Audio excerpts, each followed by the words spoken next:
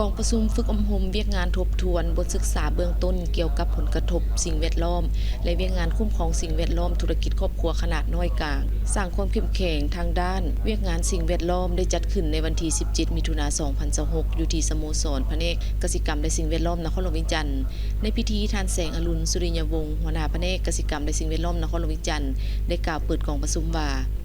กองประชุมฝึกอบรมครั้งนี้แม่นเพื่อสร้างความเข้มแข็งให้วิชาการในเวียกงานสิ่งแวดล้อมขององค์การกสิกรรมและสิ่งแวดล้อมเก้าเมืองและบรรดาแขนงการอ้อมข้างในโครงเขตวิชาเฉพาะคือดังที่พวกเฮาฮู้นำกันแล้วว่าปัญหาสิ่งแวดล้อมแม่นเป็นปัญหาที่สำคัญ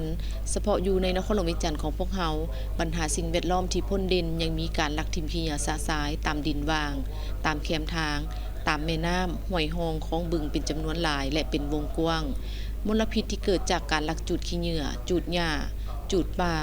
อยู่แต่ละพื้นที่ของบรรดาเมืองเฮ็ดให้เกิดมีมลพิษทางอากาศบางวันค่าความเข้มข้น PM 2.5 แม่นเกินมาตรฐานสิ่งแวดล้อมแห่งชาติกำหนดซึ่งมีความเสี่ยงสูงที่จะเกิดผลกระทบต่อสุขภาพของมนุษย์พร้อมนั้นบรรดาโครงการลงทุนขนาดใหญ่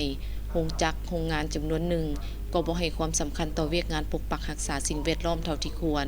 นอกจากนี้ยังมีหลายปัญหาเกี่ยวกับสิ่งแวดล้อมที่เกิดขึ้นจากการพัฒนาพื้นฐานโครงล่างและปัญหาอื่นๆในนครหลวงวิจันทร์นับเพิ่มขึ้นเรื่อยๆทั้งหมดนั้นแม่นปัญหา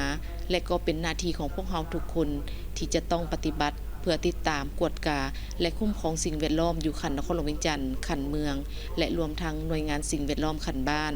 ต้องได้พร้อมกันเพิ่มทวีเป็นเจ้าการเฮ็ดหน้าที่ดังกล่าวอย่างจริงจัง